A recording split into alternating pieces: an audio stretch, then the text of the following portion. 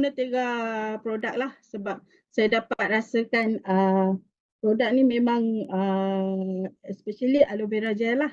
Saya memang consume hari-hari secara konsisten.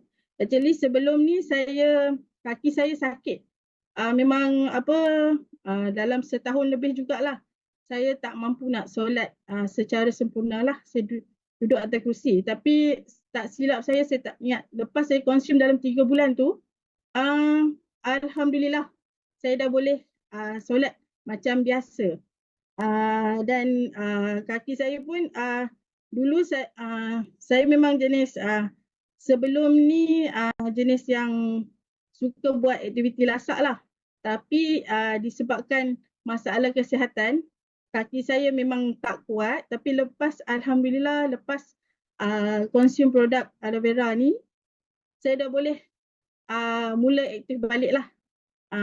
Saya dah mulai aktif balik untuk berbasikal, and then saya dah boleh berjalan lama dan alhamdulillah macam sebelum ni kalau duduk lama dalam kereta kan, bila nak turun tu macam kita ambil masa.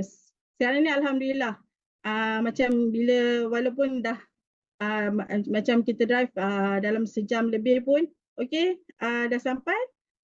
Okey, mati enjin semua. Okey, kalau dah boleh jalan macam biasa. Alhamdulillah.